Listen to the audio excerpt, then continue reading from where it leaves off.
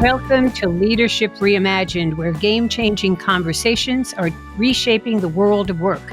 I'm Janice Ellig, the CEO and founder of Ellig Group Executive Search Advisors, where we are reimagining search through our long-standing commitment to diversity, equity, and inclusion. On today's topic, Leading Transformation, from Independence to Growth, I am delighted to welcome Judy Marks, Chair, CEO, and President of Otis Worldwide Corporation. Otis is the world's leading elevator and escalator manufacturing, installation, and service company. And with 38 years in the industry, Judy Marks is driving digital transformation at this 170-year-old company, which we will learn about as she speaks to us in a minute.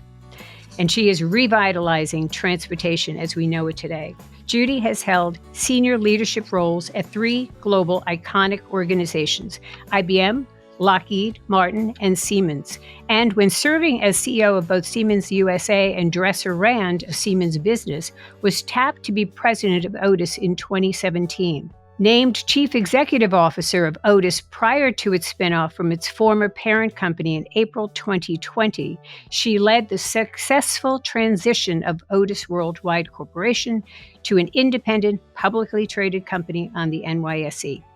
Judy serves on the board of directors of Otis Worldwide Corporation, Caterpillar Inc., and Advanced CT.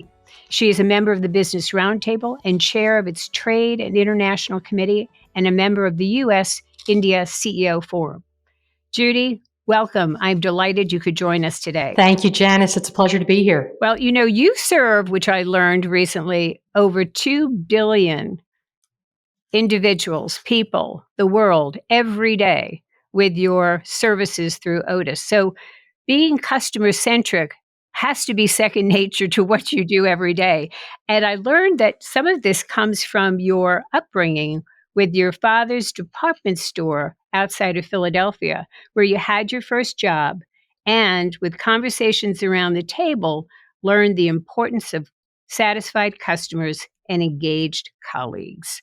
So tell us about these lessons and how you're serving those 2 billion and your own people as well every day. Yeah, thank you, Janice. And no matter what I've done in my career, I think we're all formed early in our lives with our ethics, with our work ethics, and with our commitment. And so as I was growing up with my brother and sister along with us, we all ended up working in our father's store. And beyond working behind a counter, pick the department, and serving customers, it became very real to us because at the end of the day, when he would come home, we'd ask Dad, did we meet the day? Did we meet the numbers? And while that was an important metric, and I'm an engineer, so I drive business with a lot of metrics, I recognized that it was important also to our lifestyle and to our family, very basic needs. And so it all came down to needing to have loyal, satisfied customers to sustain my dad's business. And I've used that lesson throughout my whole career. I've really learned that the value and rewards of hard work revolve around the work I put in, as well as being surrounded and supporting a strong, engaged team that understands the value of serving customers. And when we do that, we achieve great results. And it seems to me your father was the first to give you feedback, right? Real time. Real time. Now today I get it. We do 2 billion people a day touch our product, which is really amazing when you think there's 8 billion people in the world and the incredible responsibility that comes with that for safety and reliability. But even more so when especially in our service business, which is the key to the jewel of our business, it's about 60% of our revenues and 80% of our profits. I hear from people all over every day. They reach me through social media. They call me. They find me, whether it's a condominium association president or anything. So feedback is very real time and always has been. Well, how did your career prior to Otis at IBM, Lockheed Martin, Siemens prepare you for this really demanding role as CEO of Otis? So I've had listen, I've been blessed with an incredible career. I've made some great choices. I've learned from some of my challenges and failures. I've learned to take risk, but I studied engineering. As I went through school, I had a passion for math and science. And to this day, at least at Otis and anywhere I've been, I've focused on supporting STEM, especially for younger children, so that they make that commitment and don't veer off a potential career that could allow them to solve problems. And really, that's what I learned studying electrical engineering at Lehigh University. It was really all about you could solve a problem. However, even in those days, in the early 80s and throughout my career, it was not unusual for me to be the only woman in the room. And I always had the opportunity for leadership roles, starting with IBM and moving through a long career with Lockheed Martin and then with Siemens, where I had the opportunity to make a difference and to share and raise talent around me, to be able to distribute the work so that we were able to meet our customers' objectives and meet our own financial objectives. And it took a lot of performance, took a lot of hard work, a lot of hours, a lot of travel. I've been involved in global businesses most of my career, and I love that because of the breadth of the cultures you get exposed to, but more importantly, the opportunity to basically provide your solutions in almost every market in the world. So I've tried over the years to, again, take risks, face challenges with confidence. And many people trusted in me. And with their encouragement, I continued to take on tougher and tougher assignments, even if I didn't feel I was ready. They believed. And so I learned to believe in myself. You know, that's so important because you are in a male-dominated industry, but that did not deter you, that, you were in engineering, and you're saying something that's very important for our audience to hear is even if you weren't fully prepared, you were prepared enough to jump into the role and take on progressively important roles at the companies. Absolutely. And, what I would tell you is the really great news, and I'll hit 40 years in industry next year. The great news is that we have made progress in terms of opportunities for everyone. And that's really what being inclusive is all about, giving people the seat at the table. And then I learned through my career, you needed to use your voice at the table and you needed to make a difference. In 2021, you received the Distinguished Leadership Award for Corporate Citizenship and Business Stewardship by the Conference Board's Committee for Economic Development. I was there when you received the award, and it was really very impressive. I'd like you to share a few of the comments because this award is given to business leaders and companies who have demonstrated exceptional leadership in very challenging times. So what have been some of those challenging times, hard decisions impacting your workforce, your 2 billion people worldwide that you serve? How do you handle that on a daily basis to do the best you can do for everyone involved? Well, we've certainly had to navigate uncertainty, starting with spinning our company on April 3rd of 2020, right in the middle of COVID, and becoming an independent publicly listed company. So we've seen uncertainty, whether it was that, then immediately followed by social injustice, and then followed by a series of other headwinds, macroeconomic challenges, geopolitical challenges. But whenever I have to navigate uncertainty, I'm really anchored by my personal values, but more importantly, by what we call our Otis absolutes. And, values you can talk about at a corporate level, but what we found is by using the term absolutes, every single one of our 69,000 colleagues understand that if they're going to be part of our company, they have to commit to these absolutes.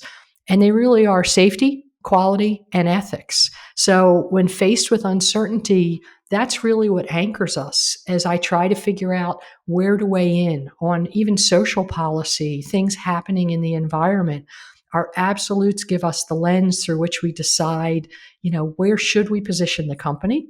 How should we first and foremost communicate to our colleagues about this, and then communicate to other audiences? Or even our board signs up to our absolutes. We all commit to them. And if people deviate, they're no longer part of our company. So let me give you a few examples of our absolutes in action. We were faced, as many were, with a challenge as Russia invaded the Ukraine. We had operations in both countries. And so we needed to first and foremost protect the safety and the security of our Ukrainian colleagues, which we did. Our colleagues, we still have a business in the Ukraine today, but we needed to evacuate families, and our Otis Poland colleagues took them in. And it was just a wonderful showing of how we support each other. And one of our culture statements were better together. But we also then needed to evaluate our Russia business, which we had been in for over 30 years. We had a manufacturing facility and a full business that was about 2% of our revenue.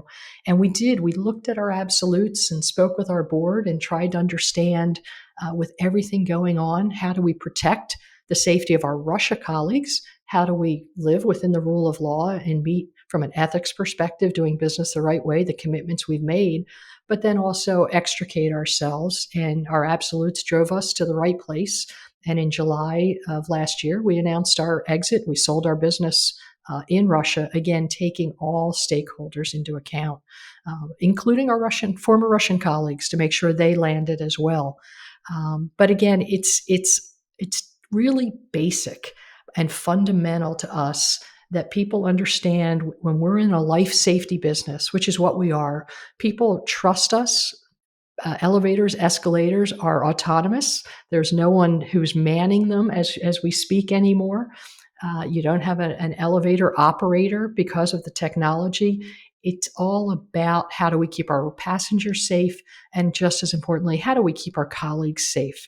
Whether it was in COVID, where we were an essential service, or even our mechanics every day, our installation teams who are working at heights, our mechanics who are basically performing both maintenance and repair on elevators, and just how can we keep everyone safe? That's just fundamental to our company. We want everyone to go home safe every night. And who would argue with quality in terms of making sure that we do business in a way, whether it's quality of service, quality of delivery, and just quality in between our teams, whether you're an analyst or you're a mechanic, and making sure that our product and services can be depended on, and our colleagues can each depend on each other. And finally, which to me is just absolute table stakes, is doing business the right way. Lawful, honest, ethical. And, we deal with regulations. We do business, Janice, in 200 countries and territories. We do business in somewhat regulated code environment for safety, in terms of what our product needs and maintenance needs to live up to. We will run our business in the right way every time. The absolutes, safety, quality, and ethics, that must really then resonate in those 200 companies with 69,000, and you've got 1,400 branch offices, because this staff is not really supervised every day. They're out in the field. So that must be a huge part of how they think about how to do their job. And so I'd like to know, has that evolved over time since you've been CEO? It has. And, safety and ethics have always been two of our three absolutes. The one I added and actually changed from before, from an earlier time in Otis, was adding quality. To me, it's again, fundamental, foundational, that in everything we do it with excellence. And again, it's any process, any product, any service. And, when we do go to market in 1,400 branches, but the majority of our colleagues are field professionals, of which we have 41,000. They basically are at customer job sites or customer buildings, be it residential, apartment, condominium, or non-residential, industrial, office, commercial, retail, every day. And they're wearing an Otis uniform. They've got their Otis logo pretty much over their heart, and they are our face to the customer. And so them understanding, our field professionals who we respect, having that ability to know that if something's doesn't feel right, we've actually given every colleague and every subcontractor who works for us the ability, what we call stop work. And they can actually stop work, even if there's pressure from a customer, and we've got their back, and we will make sure that job site is safe, and we will make sure that that colleague is supported. That is empowerment. That is delegating the decision making down to the lowest possible level to really serve the customer. So, I saw several of your people yesterday as I went through JFK. So they're hard at work. So let's go to the pandemic, because many CEOs were tested. You could not shut down. You were an essential business. Your factories remained open. Your colleagues were in the field, fully operational, and you didn't lay off a single person.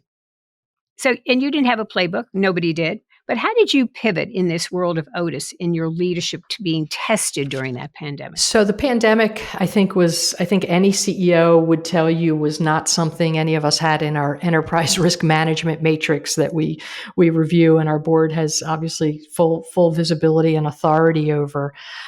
We have dealt with crisis management before at Otis, but in our case, it was recovering from a hurricane, a tornado, a tsunami in Asia.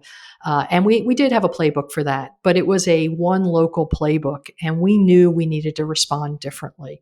As I said, simultaneous to all this, so we do business obviously in China. We have a healthy business there. So we started experiencing the pandemic late January. We do have a branch in Wuhan, early February.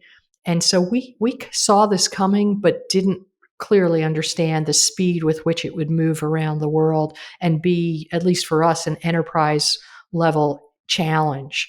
So first and foremost, we focused on the safety of our field colleagues, making sure they had the personal protection equipment they needed, making sure they felt safe, because we were an essential service. Someone needed to keep the hospitals moving, keep transit moving, especially as this was moving around the world. For more than half of our service portfolio, we maintain 2.2 million elevators and escalators every day.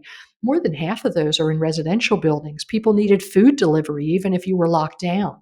So we did ask a lot of our colleagues, and we thought that compact back with them was just as important. So we went into truly crisis management mode. We reduced costs everywhere else, because I knew, or at least I felt strongly, that we would exit this, and we needed to be prepared to exit it. Our field professionals are craft skills, and to be able to hire new mechanics, installers, these people go through multiple years of apprenticeships. So we knew we wanted them part of our future. So we did everything from, again, reducing costs. We all did salary decreases at the executive level, because we weren't sure how long this was going to last. But I also wanted us to be prepared to accelerate as we got to the end. And so, the pace of change is happening faster now than ever before. I think every leader would tell you that. After we went through the pandemic, we had supply chain challenges, commodity increases, inflation as we hadn't seen in almost 50 years. But you know what? We got better at dealing with this, and we were quicker at making change because we were in crisis mode. So we were able to advance digitalization, drive forward new initiatives that would have probably taken years. We were able to do in months. I would tell you the last thing, though, is it really the pandemic and leading through this really reinforced a focus on empathy, emotional intelligence, inclusivity, flexibility, agility, and really focusing where we have been so focused on the safety of our colleagues. It went to more than physical safety, and now we really are focused on well-being, mental safety, and making sure kind of people have their whole selves at work. Well, you have been tested several times, but it also, in the very beginning when you took over, because when you took over CEO in 2017, Otis was in its 7th consecutive year of no earnings growth. That's not a good situation to be put in. And at the end of 2018, your former parent made the decision to spin off Otis. And now, post-pandemic, you have double-digit earnings per share growth, and you're continuously evolving. How did you accomplish this type of turnaround? It's important to understand that Otis has we operate and compete in a wonderful business model, not just as an essential service, but all the mega trends of urbanization, aging populations, rising middle class, all fueled the need and the opportunity in the markets globally for us to return to a growth company. But to do that, we needed focus. And we needed the freedom to make our own decisions. We needed to decide on our priorities, our investments, because I believe that we had the basics, we had the fundamentals, we had incredibly skilled colleagues. But for those 7 years, that actually became 8 years in 2018 before we turned this around of lack of earnings growth. We were still a highly profitable company throwing off really good free cash flow, but we weren't growing. We weren't growing earnings, and even top line in certain years was challenged. So we needed to get back to a growth mode. And to do that, we just needed simplification and focus.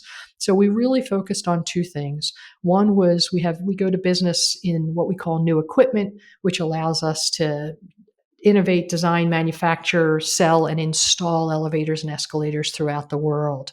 And in that, we said we needed to drive the right investments in the right product set and the right sales coverage to be able to, whether it's with us or distributors, with our own sales force, to be able to drive that share growth in every market that we competed in. And we've had 3% share growth from 2019 through 2022. So the team has performed wonderfully there.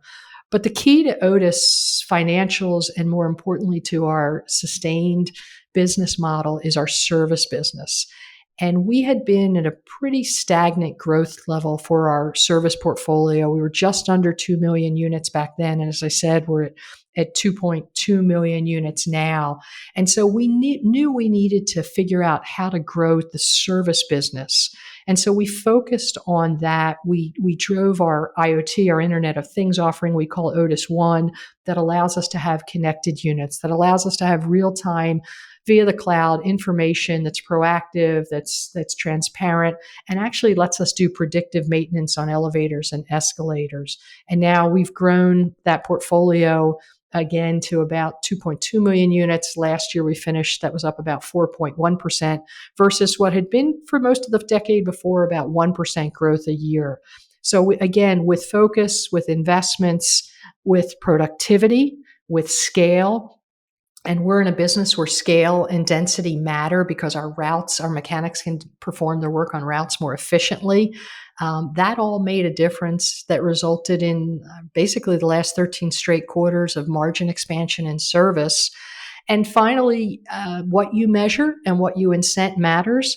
And as soon as we spun, our board, our compensation committee was great. We changed our incentive structure, adding top line growth.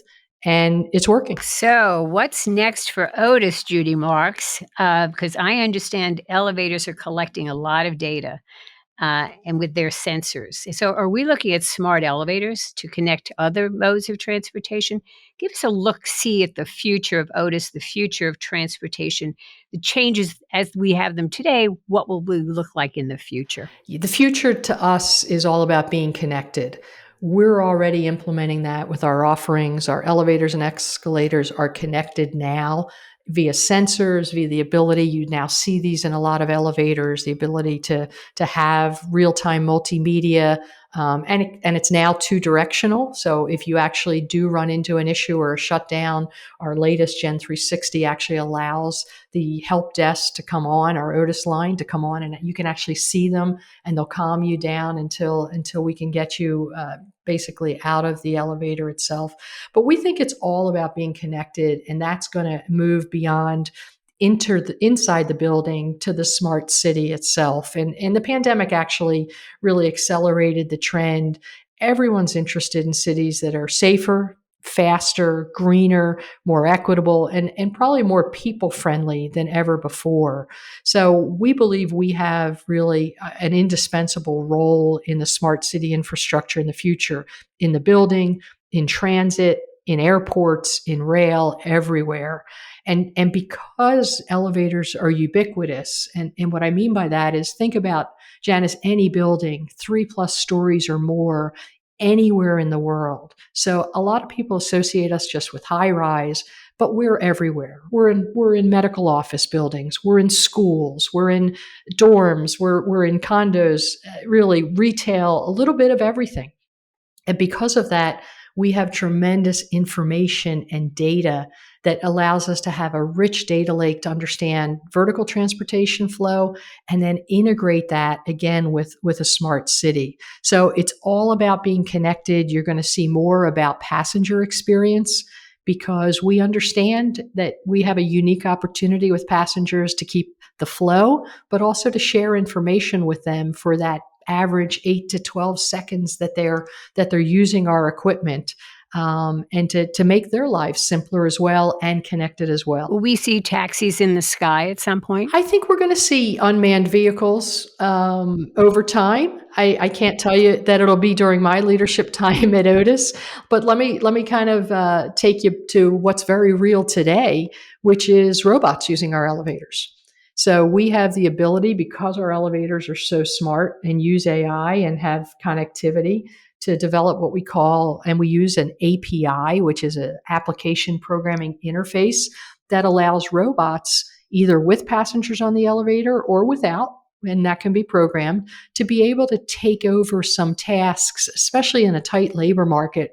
Think about a hotel and the hotel industry post-COVID and the ability to bring people back. We have elevators around that are interfacing with robots that are doing room service delivery with no human intervention, with the robot able to move from the kitchen of the hotel to someone's room and be able to deliver that without any human intervention along the way, and to ride the elevators and have that control. They also help out in hospitals, being able to deliver hospital supplies. I think those applications are unlimited right now. And we're going to continue to monitor, again, the ecosystem of unmanned vehicles. There could be a day where these unmanned vehicles, you call them taxis, potentially land on rooftops. Well, how else is a person or a package going to get down the building but vertical transportation or elevators? So we've been around, it's 170 years this year. Our role has continued to change and evolve, but it's always about providing value, providing that safe movement. And we see that continuing for many, many decades to come. So I've heard, disrupt or be disrupted. And I understand you have this on your agenda regularly on how to disrupt us. And so what are you doing along these lines and continuing to reinvent Otis beyond what we were just talking about? And how is this happening among your people? I love change, and I view change as inherently positive, and I view disruption as inevitable. And if you have that motivation and that view, you have the opportunity to explore the art of the possible. And since joining Otis, I've been really clear. We have been the leader in this industry, an industry our founder created in 1853. Elijah Otis created the safety brake. That's why we have passenger elevators. And we've led and transformed ourselves over and over again. But we need to continue to disrupt ourselves, disrupt our industry, and we can't wait for external disruptions. We need to anticipate it. We need to challenge the status quo, and we need to be the ones that lead the evolution of our industry. And we need to do it with some pace. And so anyone who knows me knows I always use the term pace. I use the term collaboration and empowerment, and I live it and hopefully create an environment within Otis and within our enterprise globally where our colleagues can succeed with pace, with collaboration, and with the empowerment. Well, I've spoken to some of your people. I've read about you a little bit. You are truly known as an authentic leader.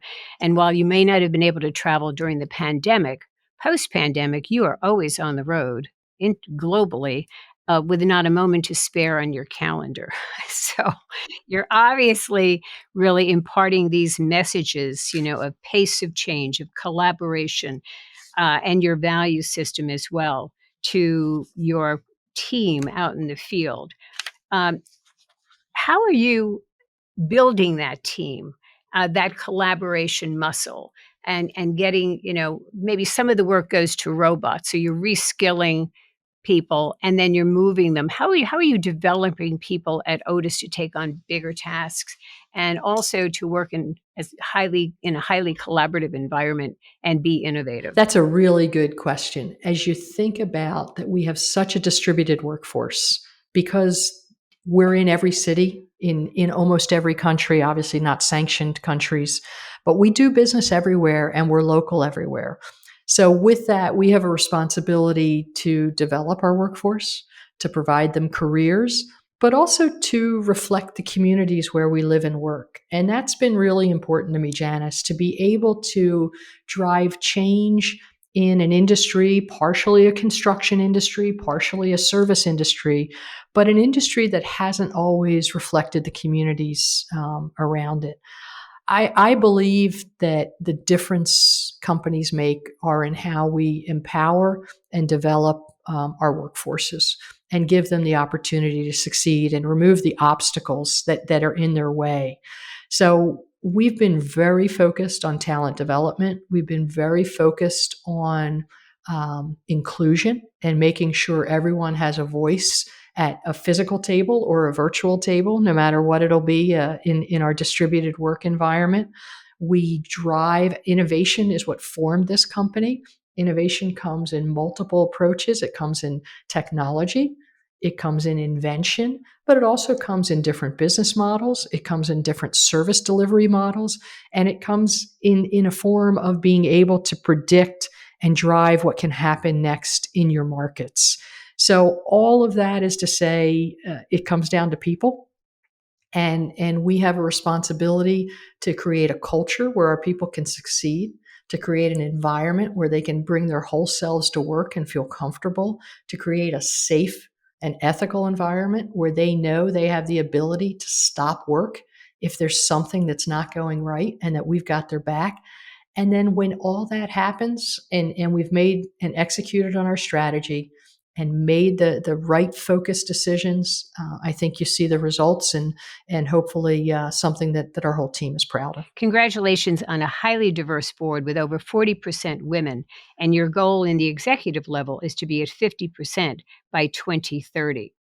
And you're not going to increase the number of executives to get there. So how are you going to achieve that goal?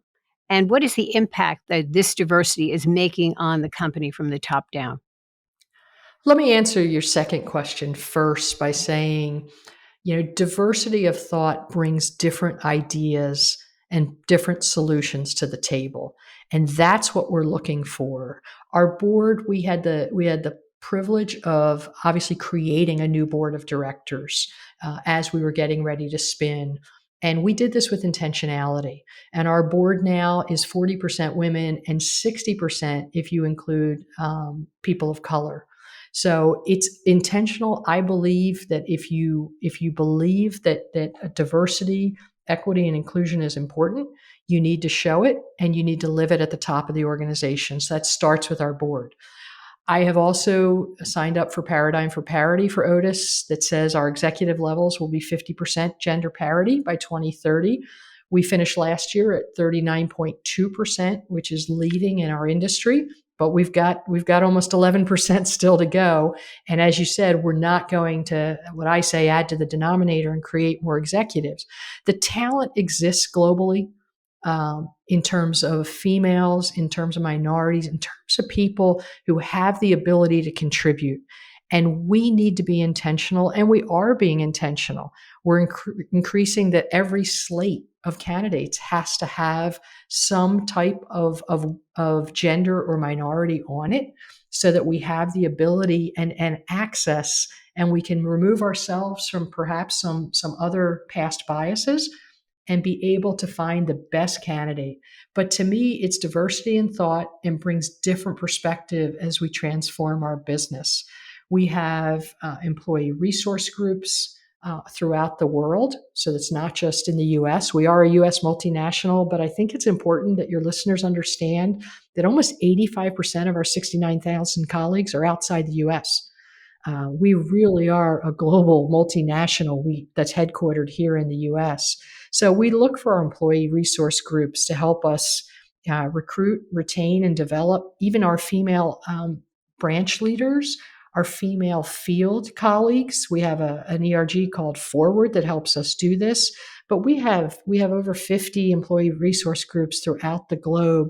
And what I do as I'm traveling the world is I do try and sit down, no matter what country I go to, with a group of our Otis female colleagues and encourage them and tell them that we believe in them and that they have great opportunity at our company and we want to see them succeed. And I think they see that based on the board, based on our executive team already. And we just really need to make sure we're intentional and stay focused. In addition to Paradigm for Parity, you're also going to be honored this November 8th by the Women's Forum of New York Breakfast of Corporate Champions, because you are above that 40%, and we are honoring companies, and there are only about 250 S&P 500 Fortune 1000 companies that are at that 40% mark or greater. So you're really in a very still elite group. What is your advice to other leaders of companies in terms of the importance of the diversity in the boardroom, in the C-suite, and throughout the organization? Listen, diversity for diversity's sake is not the objective. Diversity for making us a better company in terms of a place where our colleagues want to come work, where we are their employer of choice, where our customers on any given day select us because we reflect and look like our customers and look like the communities we serve. It's important because it makes everything we do better. And I've never understood why companies don't want access to 50% of the world's population who are intelligent, who are capable. We need to be intentional. And I think my peers will learn that by doing that, everything gets better. Now, it's got to be a focus. It's got to have support, and it's got to have tone from the top, but it's got to be something that's visible, and you need to measure yourself. And there may be years where you take a step back, but you still need to communicate that and be transparent, because we're all on this journey. Again, I've been in industry a long time, but it's not going to happen just by recruiting, out of college and saying, well, we've got a 50-50 balance recruiting class. It just isn't enough. You have to make decisions every day, create opportunities for people, and create an ability for them to succeed. And when your colleagues succeed, as you can see, at least at Otis, we succeed as a company. I like what you're saying. It is not about gender, ethnicity, just diversity for diversity's sake. It is about the best people for the roles that you're hiring for and developing them. And they are out there. You just have to look. And when you're really looking and you're intentional about it, you end up with 50-50, don't you? And you have a very diverse, to reflect your employees, your customers, your communities, and your investors. So I congratulate you for what you are doing, and I'm looking forward to your being honored. So advice to women in our audience, particularly who are looking to go into a field such as engineering, STEM, be a leader in an organization, hopefully become a CEO, because you're in that rare 10% of the S&P 500 group of female CEOs. What's your advice to them? I've got several pieces of advice that I'd like to share. First, nothing is more important, at least in my experience, than hard work. You need to prove yourself and you need to contribute. I have found women are tremendous collaborators, which makes us great colleagues and leaders. And we need to use that collaboration skill at different times in your career. There are times you will be responsible for businesses themselves, profit and loss roles, organizations you may work for, maybe command and control. But so many organizations today are based on matrixed organizational models that it's really important, at least I felt it was important, to get experience in lots of different opportunities, including at times not having many people report to you, but needing to collaborate and influence. So I would tell women that driving to consensus is a great skill women have, but every now and then you just got to make the call. And if you're at the table, use your voice. Use your voice. You're there for a reason, and you're valued for that reason. Don't doubt yourself. Believe in yourself, because you wouldn't be there if others didn't believe in you. Judy Marks, Chairman, CEO, President of Otis Worldwide. This has been a very insightful, informational, and invigorating conversation. Your leadership style is highly authentic. You're driving change. But most of all, you're really driving the empowerment of all your people to make the right decisions for the customer. And you're doing it in a way that is not easy, but you're making it happen. So Congratulations. And we are looking forward to hearing more about the new modes of transportation and Otis's role in those in the future. Thanks, Janice. It was really great to spend time with you today, and I look forward to seeing you in November. And I want to thank our audience for listening today to Judy Marks' incredible story and her leadership, Otis Worldwide. Thank you for tuning in to this game-changing conversation on Leadership Reimagined. You can find me on Twitter, LinkedIn, or visit our website at elliggroup.com. Thank you for joining us today.